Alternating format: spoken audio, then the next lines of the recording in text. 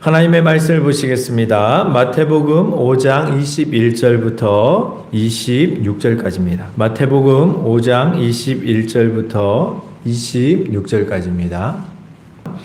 옛사람에게 말한 바 살인하지 말라 누구든지 살인하면 심판을 받게 되리라 하였다는 것을 너희가 들었으나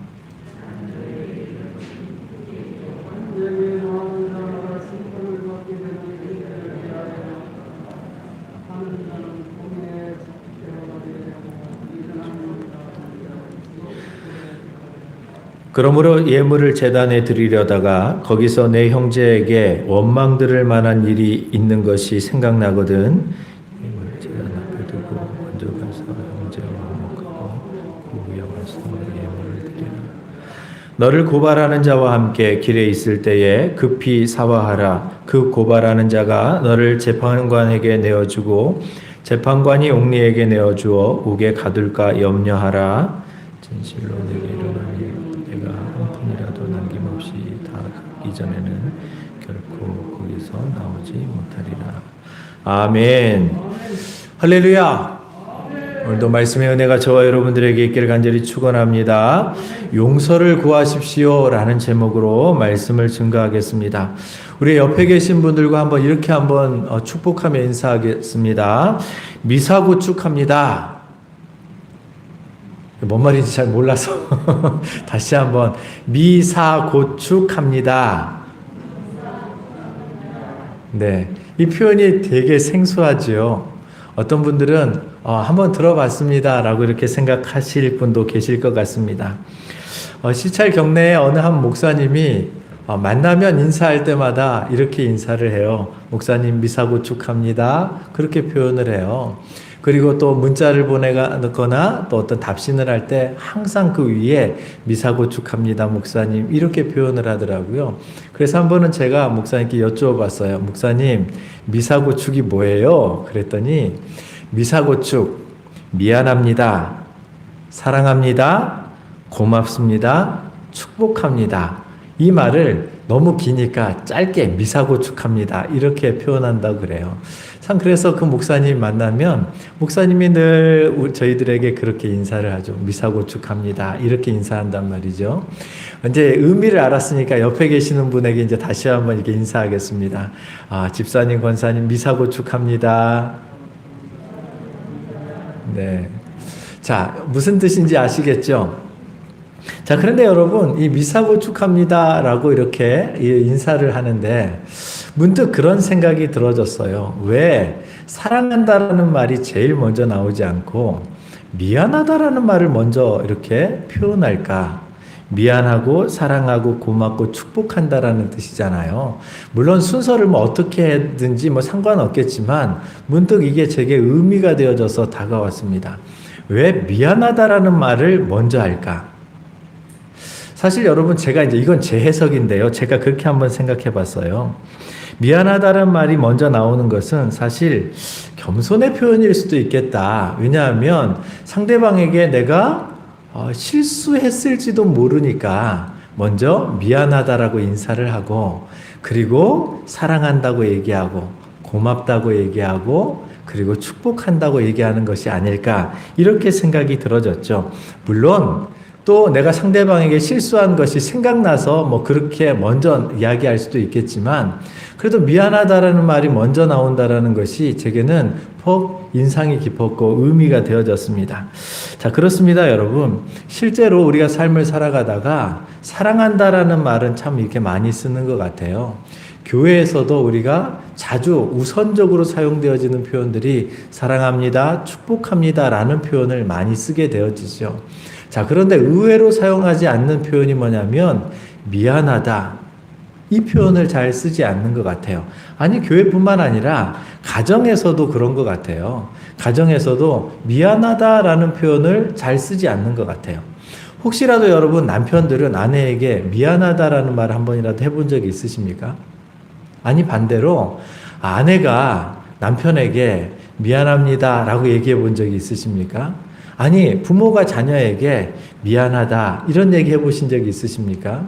사실 미안하다라는 말은 왠지 모르게 내가 실수하고 뭔가 지고 들어가는 것 같은 그런 뉘앙스가 있어요. 그래서 상대방에게 미안하다라는 말을 할 때에는 내가 잘못한 것이 있으니까 미안하다라는 표현을 하는 것이지. 그래서 미안하다라는 말을 잘 못하는 이유가 뭐냐면 나의 잘못을 인정하고 싶지가 않은 거예요. 사실 속으로는 인정을 했을지 몰라요. 그런데 겉으로 미안하다라는 이야기를 하는 것은 대단한 용기가 필요한 일이더란 말이죠. 자, 그런데 여러분 생각해 보니까 요즘 이 시대가 어떤 시대입니까? 요즘 이 시대를 바라보면요, 이 시대 정말 용서하지 않는 시대인 것 같아요. 용서를 구하지도 않을 뿐만 아니라 용서하지도 않는 시대인 것 같습니다. 최근에는 분노 조절 장애라는 병이 이렇게 생겼어요. 사실은 이전에도 분노를 조절하지 못하는 사람들이 늘 있었죠. 욱하는 성질, 뭐 이런 표현들을 많이 썼잖아요.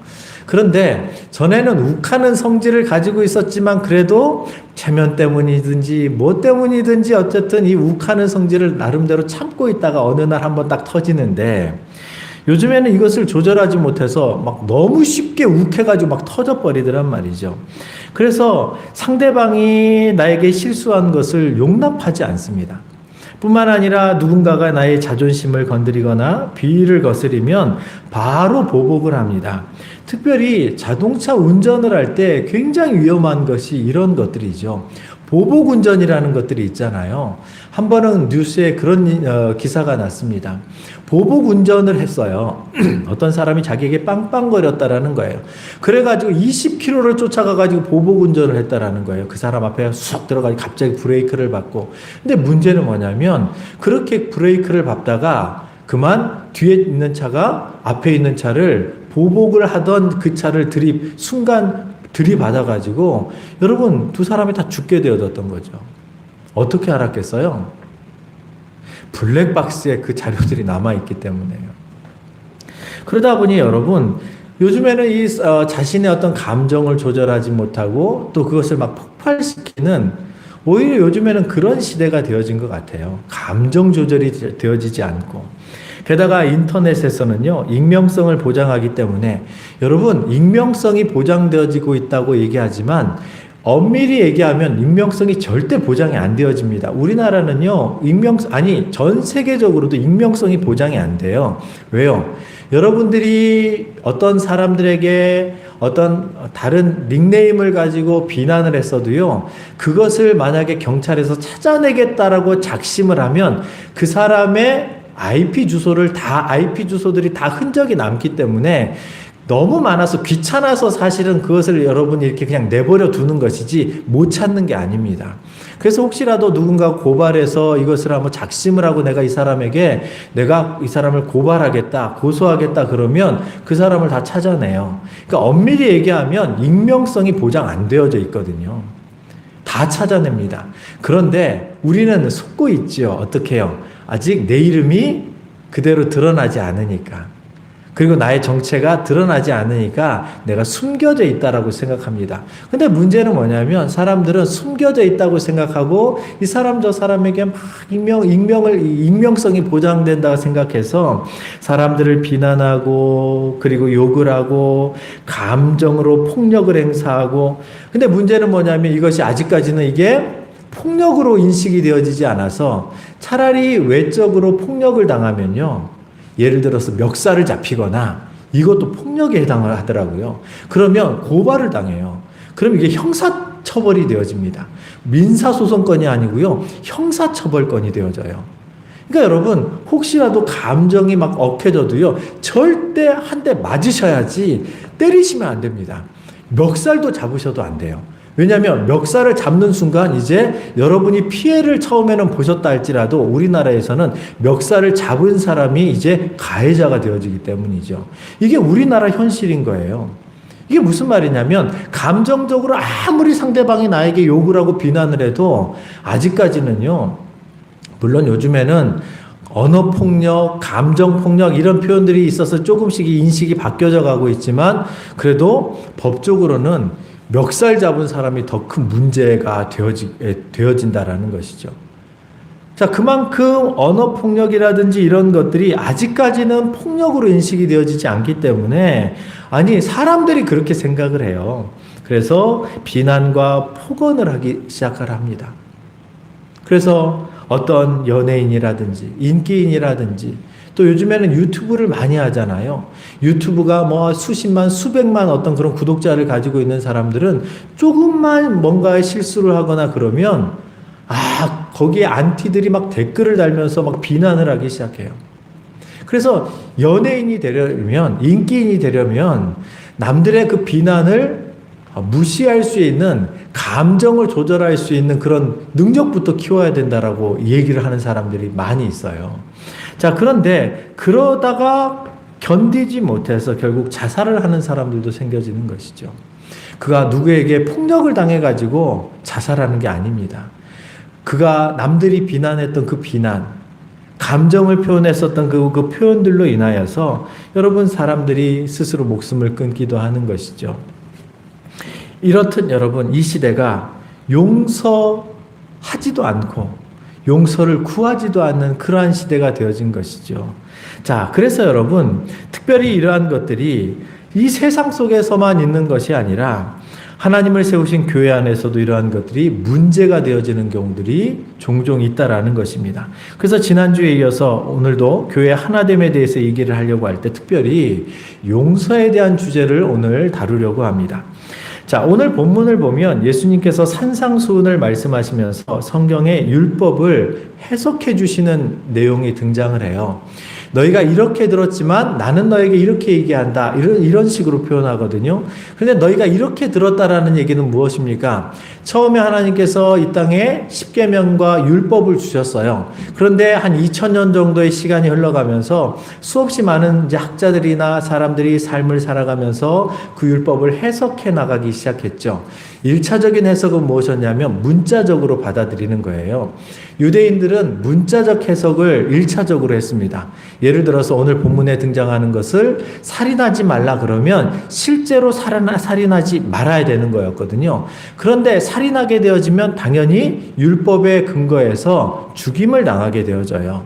그 사람 살인죄가 성립이 되어져서 그 사람은 목숨으로 그것을 갚아야 됐단 말이죠.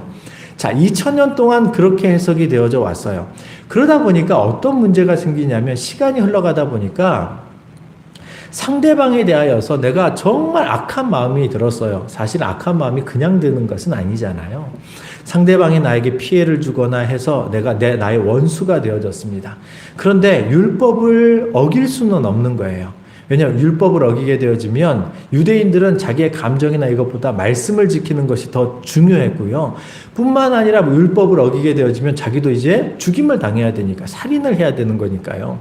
그래서 사람을 죽일 수는 없지만 그 외에 다른 방법으로 수없이 많은 어떤 비난과 조롱과 이런 것들을 통해서 상대방을 공격하기 시작합니다. 죽이지만 않으면 되는 거니까요. 무슨 말입니까? 남을 미워하고 남을 비난하고 남을 손가락질하고 수없이 많은 어떤 그런 감정을 상하게 하고 언어를 폭력을 해도 그 사람을 실제로 죽이지만 않으면 살인하지 않았다. 내가 율법을 지켰다라고 생각을 했단 말이죠. 근데 예수님께서 이 땅에 오셔가지고 유대인들이 그렇게 생각하는 것에 대하여서 선을 그어주셨어요. 물론 이것뿐만 아니라 다른 많은 것들을 선을 그어주셨는데 뭐라고 말씀하십니까? 옛사람에게 말한 바 살인하지 말라. 누구든지 살인하면 심판을 받게 되리라 하였다는 것을 너희가 들었으나 너희가 그동안 구약을 통하여서 살인하지 말라. 사람의 생명을 끊지 말라라는 이야기를 들어서 너희들이 그렇게 살인을 하게 되어지면 심판을 받게 된다라는 것을 너희들이 들어서 알고 있지만 그래서 그것을 부정하는 것은 아니에요. 그런데 이 말이 어떤 뜻인지 아느냐?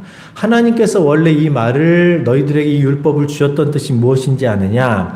나는 너희에게 이르노니 여기서 말하는 나는 예수님이시잖아요.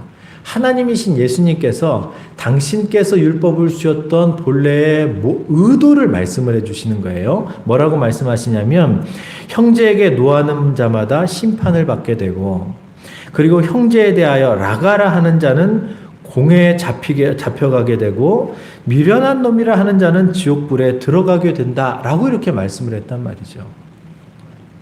여러분, 이 본문을 보면 하나님께서 우리에게 율법을 주신 율법의 정신을 알 수 있어요.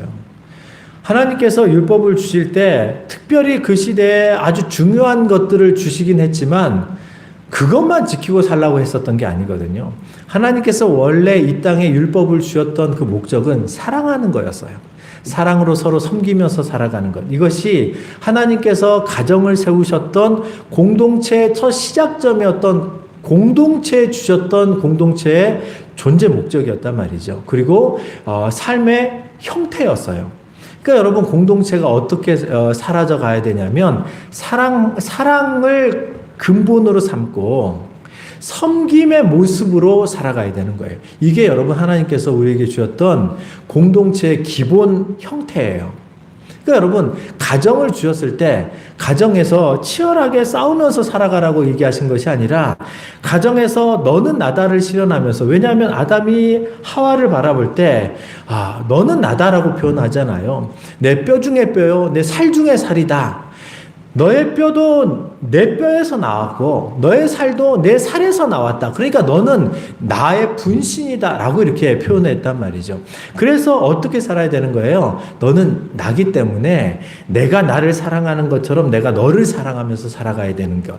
이게 여러분 가정에게 주셨던 가정 공동체의 기본 양태였어요. 내가 내 자신을 정말 아끼고 사랑하는 것처럼 내 가족들을 사랑해야 되는 거죠. 그런데 하나님께서 우리에게 교회 공동체를 가족으로 계속 비유하셨단 말이죠. 예수님께서 하늘에 계신 우리 아버지요. 기도를 가르쳐 주실 때 하나님은 우리 아버지라고 표현하시고. 자, 그래서 가정과 교회 공동체, 사실은 또한 이 땅의 일반 사회 공동체도 하나님을 섬겨나가는 공동체라면 이 기본적인 양태의 모습을 가지고 살아가야 되는데, 그러니 여러분, 하나님께서 율법을 주셨을 때에, 이미 율법을 주시던 시대에는 하나님께서 하나님의 백성인 이스라엘 백성들이 이런 모습으로 살아가야 되는데, 너희들이 약속의 땅에 들어가면 가나안에 살고 있는 사람들이 있을 것인데 그들은 이렇게 살지 않는다라는 거예요. 이렇게 살지 않기 때문에 그들의 삶을 본받지 말고 내가 너희에게 준 율법대로 살아가라. 그래야 내가 너희를 징계하지 아니하고 이게 너희에게 의로움이 되어진다라고 신명기 6장에 말씀을 하고 계시는 거예요. 너희들을 내가 옳다라고 얘기할 때는 율법을 지켜나갔을 때에, 다시 말하면 율법을 보면 하나님의 백성들이 하나님 앞에 징계를 받지 않을 수 있는 방법이 율법에 나타나 있단 말이죠. 살인하지 않으면 하나님의 진노를 받지 않아요. 살인하면 진노를 받죠. 자, 그런데 예수님께서 본래 의도를 말씀해 주셨어요. 어떻게 말씀해 주셨냐면, 너희가 십계명을 지킬 때에 살인하지 말라고 했으면 실제로 살인하지 않으면 된다고 생각을 했지만, 그러나 그렇기 때문에 속으로 아무리 상대방을 미워하고 증오하고 복수심을 갖고 그래서 실제로 생명만 해하지 않으면 된다라고 생각하면서 온갖 악한 마음을 다 가지고 살아가도 괜찮다라고 너희들은 생각했을지 모르지만 그렇지 않다라는 거예요. 그러면서 오늘 뭐라고 얘기합니까? 형제에게 노하는 자마다 심판을 받게 되어진다. 여러분, 내가 왜 상대방에게 화를 내게 되어져요? 그냥 화를 내는 게 아니잖아요. 가만히 있는데 화가 나나요? 아니죠, 여러분. 상대방이 나에게 실수했기 때문에, 아니면 내 마음에 들지 않기 때문에, 뭔가 나에게 아픔을 줬기 때문에 화가 나요. 그런데 그 화를 내는 사람마다 심판을 받게 된다는 거예요. 그럼 여러분, 우리는 화를 못 내나요? 인간의 본성 가운데 여러분, 상처를 받으면 아파하는 마음이 있습니다. 그렇죠, 여러분. 누군가가 외적인 타격을 하면 내가 통각이 있기 때문에 아파요. 아프기 때문에 여러분, 우리가 살아있음을 알게 되어지고요. 어떤 부분에 있어서는 병원에 가서 치료도 하게 되어지는 거거든요. 내가 어떤 사람에 의해서 감정이 상해가지고 상처를 받게 되어집니다. 그 화가 나요. 이게 여러분, 일상을 살아가는 이 시대에 살아가는 저와 여러분들에게 있어서는 이게 정상적인 겁니다. 이게 잘못된 게 아니에요. 근데 문제는 뭐냐면 화를 해가 질 때까지 품지 말라고 말씀하세요. 왜 그럴까요? 그 화를 계속 품고 나가면 내가 아파서 그 아픈 것을 치료를 해나가면서 예수 안에서 성령으로 치료를 해나가면 이게 치유가 되어져서 더 건강해질 수 있는데, 치유를 못하면 이게 자기 자신을 삼키기 때문이죠. 여러분, 실제로 여러분이 삶을 살아가다가 남편으로부터 상처를 받게 되어졌어요. 우리 어머니들이 사실 남편에게 상처받는 경우가 많잖아요. 남편도 아내에게 상처를 받을 수 있지만 주로 이제 남편이 상처를 받는 데는 어디냐면 직장에서 상사나 이런 데 막 스트레스를 받고 상처를 받을 때가 많죠. 자녀들도 사실은 부모로부터 상처를 받을 때가 많습니다. 그럼 여러분 속상할 때가 많죠. 그럼 속상한 마음을 여러분 어떻게 하라는 거예요? 화가 나는데 그 화를 계속 품고 살아가면서 그 화를 해결하지 못하는 사람, 그리고 그 마음을 계속 가지고 가는 사람은 심판받게 되어진다는 거예요. 어떻게 해야 되는 거예요? 그 문제를 풀어내야 된다는 거죠. 뿐만 아니라 형제에 대해서 라가라라고 이렇게 표현을 해요. 여러분, 형제에 대해서 라가라고 표현한 거, 라가는 아람어인데요. 무슨 말이냐면, 저 멍충이, 어리석은 사람, 바보, 저런 가치 없는 사람, 이런 의미를 갖거든요. 우리나라에서 가장 흔한 이제 여기 저런 바보 같은 이라고. 바보라는 의미로 아마 이 당시에 흔하게 쓰여졌던 단어가 라가라는 단어였던 것 같아요. 그러니까 그렇게 라가라고 상대방을 멸시하고 함부로 얘기하는 사람마다 공회에 잡혀가게 되어질 것이고, 미련한 놈이라고 말하는 자는 지옥불에 들어가게 될 것이다 라고 얘기를 하셨어요. 그러니까 여러분, 예수님께서 뭘 말씀하고 계시는 거예요? 너희들은 욕도 하지 말고 뭐 이렇게 살아라? 뭐 마음이 아프면 무조건 그냥 그 없는 것처럼 생각해라? 그런 게 아니죠. 그 마음을 유대인들이 계속 가지고 가면서도 자기는 율법을 지켰다고 생각을 하니까 그것이 하나님께서 원래 주셨던 율법의 정신이 아니라는 거예요. 그것에 여러분, 예수님의 말씀대로 이렇게 해석을 해보면 결국은 예수님이 원하셨던 건 뭐예요? 비록 상대방이 나에게 상처를 줬을지라도, 그래서 아프지요. 그런데 그것을 용서를 통해서 풀어나가든지 기도하면서 하나님의 위로를 받든지, 그래서 내가 더 하나님 앞에 죄를 짓지 않도록. 여러분, 상처는 내가 받았는데요, 나중에 보면요, 내가 죄 짓고 있어요. 왜? 상대방을 비난하면서 죄 짓고 있고요, 상대방에 대해서 나쁜 마음을 가지면서 이것을 풀지 않으니까 하나님 앞에 내가 그를 비난하면서 죄를 짓고 있더라고요. 그래서 하나님께서 원하신 것은 무엇입니까? 너 죄 짓지 마라. 네가 왜 상처를 받아놓고 네가 죄를 짓냐? 그냥 그것은 내게 맡기라. 그래서 여러분, 원수 갚는 것은 내게 있다라고 예수님께서 말씀을 하시는 거죠. 하나님께서도 우리에게 원수 갚는 것은 내게 있으니 내게 맡기고 너는 용서하라고 말씀하셨던 것이 사실 여러분 누구를 위한 거냐면 우리를 위한 말씀이셨어요. 자, 그렇습니다, 여러분.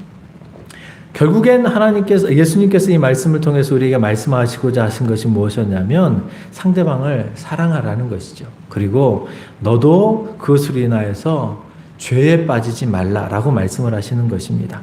그래서 그를 사랑하고 용납하고 용서하고 긍휼을 베풀어라 라고 말씀을 하시는 거죠. 그런데 여러분, 이 시대를 살아가는 수없이 많은 사람들이 유대인처럼 이 함정에 빠져 살아가고 있습니다. 겉으로는, 외적으로는 상대방에게 폭력을 행사하지 않으면 내가 죄를 짓지 않았다라고 이렇게 생각합니다. 그런데 여러분, 내면적으로는 그를 수없이 많이 비난하고 또 그를 미워하고 또 그를 비방하고, 그러면서 나는 화를 안 냈으니까, 상대방에게 그렇게 내가 폭력을 행사하지 않았으니까 나는 그래도 죄를 짓지 않았어 라고 생각을 하고 살아간단 말이죠. 예수님께서 우리에게 말씀하셨던 것은요, 그게 아니었다라는 거예요. 상대방을 살인하지 않았기 때문에 죄를 안 지은 것이 아니고요, 그를 사랑하라는 것이죠. 그를 용서하고 더 깊은 신앙의 자리로, 더 하나님의 공동체를 만들어가고 하나님의 마음을 가지고 살아가라라고 이렇게 말씀을 하고 있는 것입니다. 여러분, 이 시대를 바라보면 얼마나 여러분 많은 사람들이 이렇게 이 말을 오해하고 내가 어떤 율법 자체를, 말씀 자체를 내가 문자적으로 지켰으면 내가 죄를 짓지 않았다라고 이렇게 생각을 하고 살아가는지 모른다라는 것입니다. 그런데 예수님께서 여기에 그치지 아니하시고요, 한 걸음 더 나아가지고 이런 말씀을 하시면서 우리에게 요구하는 것이 있어요. 그것이 무엇이냐면 용서를 구하라는 거예요. 자, 우리가 예배를 드리려다가 혹시 원망을 들을 만한 사람이 생각나거든 예배 드리기 전에 그 문제부터 풀고 오라고 말씀을 하시는 겁니다. 자, 23절에 보면 그러므로 예물을 제단에 드리려다가 자, 그러므로는 앞에 본문을 지금 받고 있잖아요. 그러므로 예물을 제단에 드리려다가 거기서 내 형제에게 원망 들을 만한 일이 있는 것이 생각나거든 예물을 제단 앞에 두고 먼저 가서 형제와 화목하고 그 후에 와서 예물을 드리라 라고 이렇게 예수님 말씀하십니다. 자, 우리가 예배를 드리기 전에 우리가 이제 예배 드리기 전에 일찍 오시는 분들이 많이 계시잖아요. 시간에 맞춰서 오시는 분들도 계시지만 이제 사전에 일찍 오셔서 기도하시는 분도 계시고 또 오시면서 기도하시면서 오실 때에 우리가 예배를 드릴 때 가장 먼저 해야 되는 게 뭐냐면 하나님 제가 왔습니다가 아니고 내가 하나님 앞에 예배를 드리기 위하여서 내 마음에 혹시라도 내가 관계적인 측면에서 거리낌이 있는 그런 관계가 있는지를 먼저 생각해 보라는 거예요. 그래서 어떤 사람들에게 원망 들을 만한 것이 있는지를 점검해 보라는 것이죠. 자, 그렇다면 여러분, 형제에게 원망 들을 만한 일이 무엇이겠습니까? 여러분들에게 있어서 혹시라도 원망 들을 만한, 다른 사람들에게 원망 들을 만한 일이 무엇이겠습니까?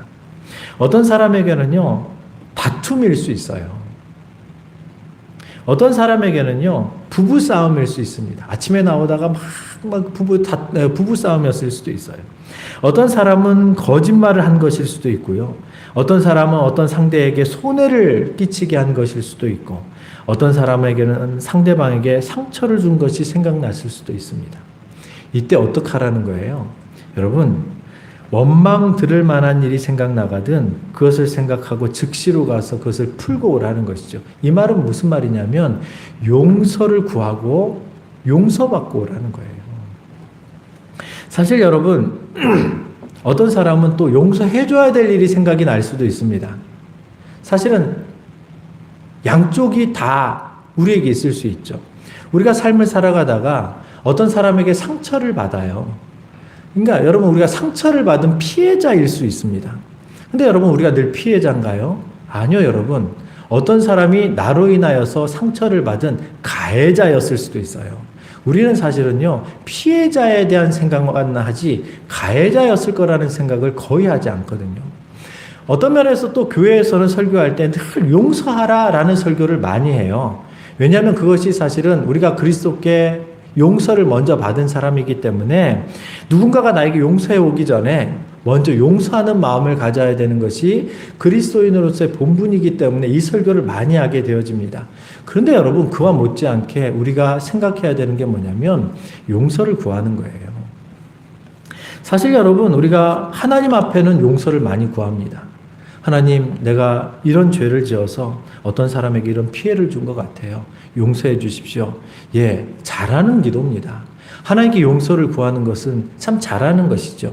그런데 여러분, 많은 사람들이 그렇게 용서를 구하고 하나님께서 우리에게 혹시라도 평강을 주고 또 용서해 주셨다라는 마음을 딱 가지면 그것으로 끝났다라고 생각을 합니다. 근데 여러분, 이것이 그리스도인이 가지는 용서에 대한 오해 중에 대표적인 케이스거든요.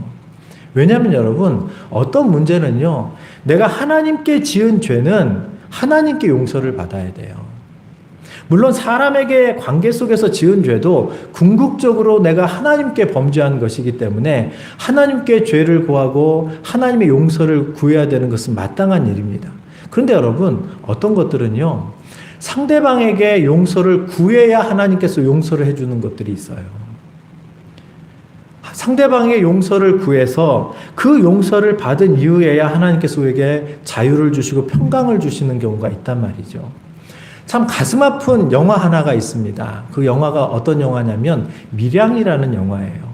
사실 이창동 감독이 이 영화를 이렇게 만들 때에 기독교를 비판하기 위해서 자기가 이 영화를 만들었다라고 얘기하지 않았어요. 뭐라고 얘기했냐면 그가 이 영화를 만들게 되어진 계기에 대하여서 정말 기독교가 가지고 있는 이 용서에 대한 주제를 한번 좀 이렇게 다뤄보고 싶었다라는 거예요. 자, 근데 그 내용이 어떤 거였냐면 여러분들이 이 영화를 보신 분도 계시고 안 보신 분도 계시는데 이 여인이 전도연이 이제 여자 주인공으로 나옵니다. 신혜라는 이제 이름으로 이렇게 이제 등장을 하는데요. 사별을 하고 젊었을 때 이제 아이가 어린데 사별을 하고 이제 남편의 고향이 밀양으로 내려오게 되어져요. 밀양에 내려와서 이제 열심히 이제 피아노 학원을 해나가면서 이렇게 이제 열심히 이제 삶을 살아가는데 서울에서 내려오니까 주변에 있는 사람들이 저 사람 좀 돈이 좀 많이 있나 보다라고 생각을 했던 것 같아요. 어느 날 아들이 납치를 당합니다. 그리고 아들이 죽음으로 이렇게 발견이 되어져요. 근데 나중에 이제 찾고 보니까 이 범인을 찾고 보니까 이 주인공이 돈이 많은 여자인 줄 알고 이 아이가 다녔던 학원 원장이 이제 납치를 해가지고 협박하다가 이 아이가 죽게 되어진 거예요. 그리고 이 원장이 잡히게 되어집니다. 얼마나 마음이 무너졌겠어요. 그런데 이 마음을 치유하기 위해서 이 전도연이 교회를 다니기 시작해요. 그래서 이제 교회에 와서 목사님의 설교를 듣고 은혜를 받고 용서하라고 하니까 이 마음을 가지고 이제 그래, 내가 이제 하나님의 은혜를 받았으니까 용서해야지 하고 용서를 해주기 위하여서 교도소를 찾아가요. 그 자기 아들을 죽인 그 학원 원장을 찾아가서 용서를 해주려고 해요. 그래서 가서 내가 당신을 용서하려고 합니다 했더니 여기에서 여러분 정말 그리스도인들이 해서는 잘못 알아서 나오는 이제 모습이긴 하지만 이런 장면이 나와요. 이 원장이 자기도 교도소 안에서 예수를 믿게 되어졌다라는 거예요. 그리고 자기가 회개했는데 하나님께서 자기에게 용서해 주셔서 자유해졌다라는 거예요. 상처는 전도연이 받았고 그것 때문에 수없이 많은 세월을 아파했는데 전도연에게 용서를 한마디도 구하지 않고 하나님께 용서를 받았다고 자기가 자유해져 버린 거예요. 전도연이 여기에 대하여서 신앙의 회의를 느끼게 되어져요. 여러분, 여기에서 이창동 감독이 우리에게 얘기하고 싶어 했던 게 뭐였냐면 용서가 무엇인가라는 거였어요. 사실 여러분, 우리가 용서를 잘못 오해하고 있는 사람들이 많습니다. 내가 하나님께 범죄한 것은요, 하나님 앞에 용서를 구해야 되는 거죠. 사람에게 범죄한 것, 사람에게 상처를 준 것, 내가 하나님께도 용서를 구해야 돼요. 그래야 하나님께서 상대방에게 용서를 구할 마음을 주시고, 그리고 상대방에게 내가 무엇을 잘못했는가를 깨닫게 해주시는 거예요. 사람은요, 절대 자기를 스스로 회개하지 않으려고 합니다. 왜요? 자기를 합리화시키죠. 내가 이런 것 때문에, 저런 것 때문에 자기를 합리화시켜서 자기가 자기의 죄를 덜어보려고 해요. 하나님께 회개하면 네가 죄인이다라는 것을 깨닫게 해주시는 거예요. 그럼 여러분, 하나님께서 진정한 회개를 뭐라고 말씀을 하시는 거예요? 그게 오늘 본문 말씀이거든요. 누군가에게 내가 상처를 주거나 아픔을 줬으면 그 사람이 아직 신원하고 있거든요. 하나님, 내가 저 사람 때문에 아파하고 있어요. 저 사람 때문에 고통당하고 있어요. 근데 여러분, 자기는 자유하게 예배를 드리는 거예요. 그럼 여러분, 그 모습을 보는 사람은 더 상처를 받는 거거든요. 전도연과 똑같은 상처를 받는 사람들이 이 시대에 얼마나 많은지 몰라요. 그리고 전도연에게 상처를 준 그 학원 원장과 같은 그런 삶을 살아가고 있는 그리스도인들이 이 땅에 얼마나 많은지 모릅니다. 부끄럽게도 저도 아주 어렸을 때에, 제가 청년의 때에 그런 생각을 제가 그 함정에 빠져봤던 경험이 있어요. 왜냐하면 몰랐기 때문이죠. 지금은 알아서 그렇게 하면 안 된다라고 생각하지만 몰랐기 때문이에요. 왜냐하면 그 당시에 누구도 가서 그 사람에게 용서를 구하라고 가르쳐 준 사람이 없었거든요.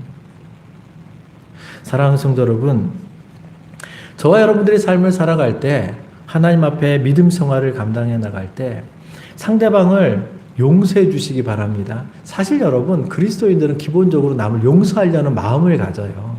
왜냐하면 사실은 내가 먼저 은혜를 받은 사람이기 때문에 내가 그냥 가만히 놔두면 상대방을 용서하려고 합니다. 그런 마음을 가지고 있는 것이 그리스도인들의 마음이잖아요. 왜냐하면 하나님 앞에 마음 아파서 기도하다 보면, 다윗의 시편을 읽어보면요, 다윗이 막 속상해가지고 얘기하다가 결국 그가 나중에 마무리하는 게 뭐냐면, 그래도 하나님께서 긍휼히 여겨달라는 거거든요.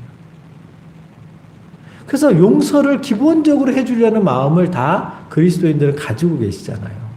여러분들도 그러셨잖아요. 여러분들이 수없이 많은 사람들이 여러분에게 상처를 줬는데 지금까지 말 안 하고 계시는 것은 하나님 앞에서 다 용서해 줬기 때문이잖아요. 그리고 그 사람 용서하려고 노력했기 때문이잖아요. 이게 그리스도인들의 기본적인 마음이죠. 그런데 우리가 간구하고 있는 것이 무엇이냐면 그래도 흔적들이 남는다라는 거예요. 그 상처들이 남는다라는 거죠. 이 상처를 지울 수 있는 유일한 방법은요. 상처를 준 사람이 가서 용서를 구하는 거예요. 어느 날 남편이 아내를 그렇게 상처를 줬는데 어느 날 예수를 믿어서 어떻게 은혜를 받았는지 여보 내가 지난날 이렇게 했었던 것을 용서해줘. 그럼 여러분 다 눈 녹듯이 녹아져 버리잖아요. 근데 이 한마디를 안 해가지고 자존심 때문인지 뭐 때문인지 한마디를 안 해가지고 여러분 끝까지 마지막 때에 가가지고 남편이 아내에게 여보 미안해 이러고 돌아가시는 분들도 계신단 말이죠.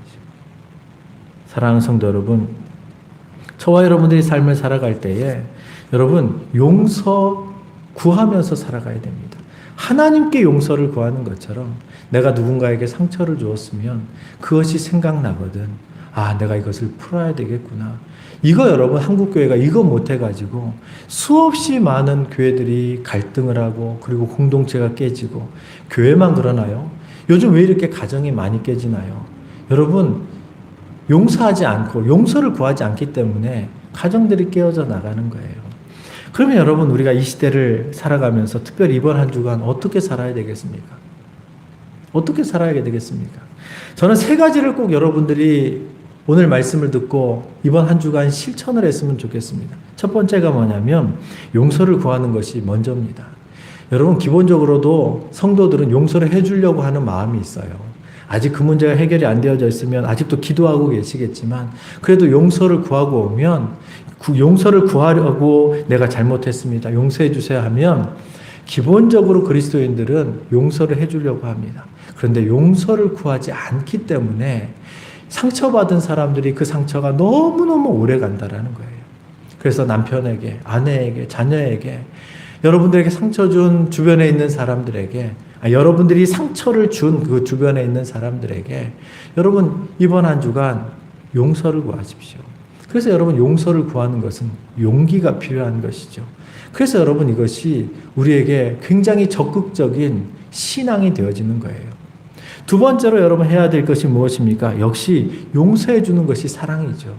용서를 구하러 왔으면 용서해 줘야죠. 나 용서 못해. 아직 여러분 상처가 해결이 되어지지 않았기 때문이죠. 그럼 여러분 용서 못한다 그러면 용서를 구하러 간 사람은 그것을 감수해야 합니다. 왜요? 그만큼 상처가 크니까 용서를 못한다라는 거잖아요. 그런데 나중에 여러분 그분이 하나님 앞에 나오면 다 용서하려고 해요. 왜요? 하나님 앞에 서게 되어지면 그가 그 아픈 마음을 가지고 하나님 앞에 서게 되어지면 주님께서 가장 먼저 아버지께서 가장 먼저 보여주는 게 뭐냐면 예수 그리스도의 십자가예요. 왜요? 그 십자가 나 때문에 십자가에 달려 죽으신 예수님을 보여주신단 말이죠. 나도 내 죄 때문에 내가 예수님의 가슴에 못을 박아서 예수님이 나 때문에 십자가에 달려 죽으셨다라는 것을 알게 하셔서 그래서 나에게 상처 준 사람들을 용서를 할 수밖에 없게 되어지는 것이죠. 그래서 여러분, 저와 여러분들이 예수님을 생각하며 용서해 줄 수 있는 사람들이 되어지길 간절히 바랍니다. 세 번째로 여러분 우리가 기억해야 될 것이 무엇이냐면 행해야 될 게 뭐냐면 여러분 우리가 서로 상처 주고 상처를 받게 하는 사탄의 가장 강력한 도구가 두 가지가 있어요. 여러분 교회 다니는 사람들이 주먹질하면서 싸우지 않잖아요. 사탄도요 여러분 그런 방법은 사용하지 않습니다. 사탄이 사용하는 방법이 두 가지가 있는데 하나가 뭐냐면 언어예요. 이 시대도 지금 여러분 언어가 얼마나 많은 사람들에게 아픔을 주는지 모릅니다. 또 한 가지가 뭐냐면 표정입니다. 놀랍게도 많은 사람들은요, 그 사람의 표정을 읽어요. 언어는요, 심지어는 잠언에는 이렇게 표현을 하죠. 칼 혹은 칼로 찌름과 같이 함부로 말한다. 여러분, 나는 감정이 뒤끝이 없어. 여러분, 그 말의 의미를 알아요. 그래서 그분은 쉽게 풀어나갈 수 있지만, 그런 분이 계실 뿐만 아니라 어떤 사람들은요, 말 한마디나 아니면 표정 하나에 상처받아가지고 혼자서 마음 속 끓이고 계시는 분들도 있어요. 사람들은 다 나와 같지 않거든요. 그래서 여러분 어떤 사람들은 그냥 무심결에 했었던 언어예요. 상대방에게 뭐 아픔을 주려고 했었던 얘기도 아니고요. 상대방을 어떻게 해코지하려고, 여러분 해코지하려고 말을 했으면 그 사람은 진짜 나쁜 사람이죠. 그런데 여러분 거의 그리스도인들은 해코지하려고 했었던 말보다는 실수로 나오는 언어들이 많아요. 그런데 이런 언어를 정지하지 못해서 이것이 한 단계 지나가고 두 단계 지나가다가 어떤 사람에게는 비수가 되어져서 꽂힌단 말이죠.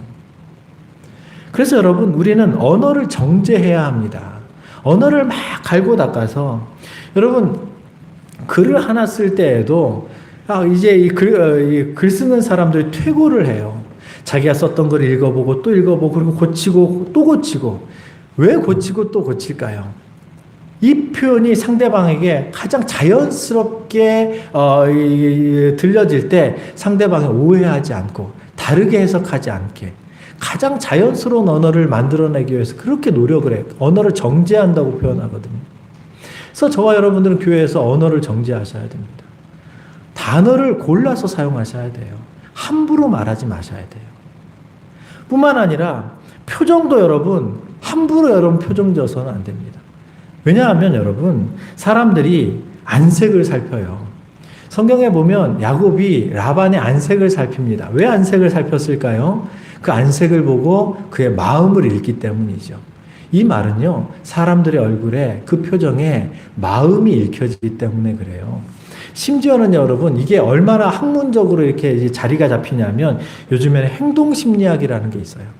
행동심리학을 통해서 그들의 행동과 표정과 이런 것들을 읽어나가서 그래서 상대방의 마음을 유추하고 여러분, 그렇게 해서 그런 어떤 학문으로도 이렇게 자리가 잡혀져 나가거든요. 그만큼 이제 이런 모든 것들이 상대방에게 자신의 마음을 표현하는 방식들이라는 거예요. 놀랍게도 여러분 사람들은요 그런 표정을 가지고 상당히 빠르게 자신에 대한 감정을 읽어나갑니다. 이게 놀라운 일이죠. 여러분 어떤 사람들이 여러분 뉴스에 간혹 유명인들의 표정 하나를 가지고 왈가왈부를 하잖아요. 그 표정 하나 가지고 그 상황에 대해서 막 글을 써나가요. 왜요? 사람들이 벌써 그 표정을 가지고 그 사람의 마음이 어떻다라는 표현들을 막 써나간단 말이죠. 한 번은 뉴스에서 하라는 이제 연예인이 무슨 어떤 상을 받아가지고 막 이렇게 얘기하다가 사람들 얘기를 다 이름을 다 불렀어요. 그런데 동료인 송지효 씨에 대한 이름이 불려지지 않았어요. 바로 거기에 대해서 뭐라고 이렇게 글들이 나오냐면 송지효와 이게 관계가 안 좋은가 보다. 여러분 사람들은요 이런 거 하나 가지고도 소설을 써나가는 사람들이 많아요. 그런데 여러분 감정의 표현인 표정은요 나에 대한 감정들은요 말하지 않아도 순식간에 찰나적으로 알아차리는 것이 사람들의 표정입니다. 그런데 놀랍게도 이 표정은 또한 오해되어지기도 한다는 것이죠. 그래서 여러분 저와 여러분들이 언어와 이 표정 관리를 잘 하셔야 되는 것이죠. 말씀을 맺으려고 합니다. 여러분 교회는 성령이 하나가 되게 하신 공동체입니다. 가족으로 자꾸 비유를 하세요. 비유뿐만 아니라 하나님은 교회를 가족 공동체로 인식을 하십니다. 그렇기 때문에 우리는 이 가족 공동체를 힘써 지켜나가야 되는 것이죠. 그래서 이번 한 주간을 살아가시면서 이거 그냥 놔두면 그냥 무너지는 거거든요. 그래서 한 주간 동안 첫 번째 우리가 기도하다가 생각나게 하시는 분이 있으면 내가 이분에겐 좀 실수한 것 같다. 그러면 용기를 내서 용서를 구하십시오. 전화를 드리시든지 찾아가시든지 또 여러분 어떤 기도하다가 누구 때문에 상처받은 일이 생각나시면 용서해 주십시오. 그리스도께서 우리를 먼저 용서해 주셨잖아요.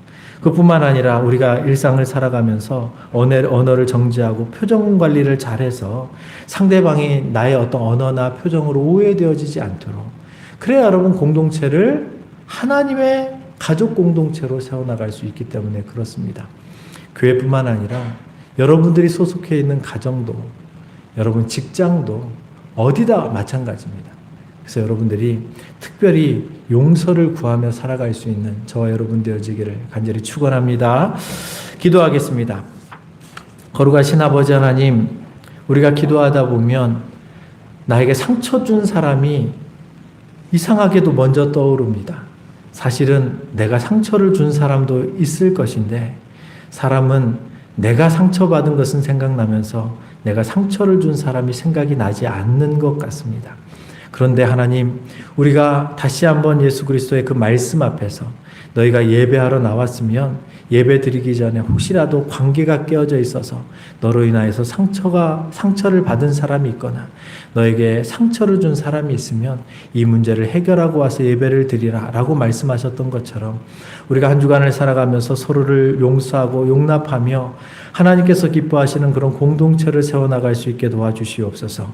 예수님의 이름으로 기도드리옵나이다. 아멘.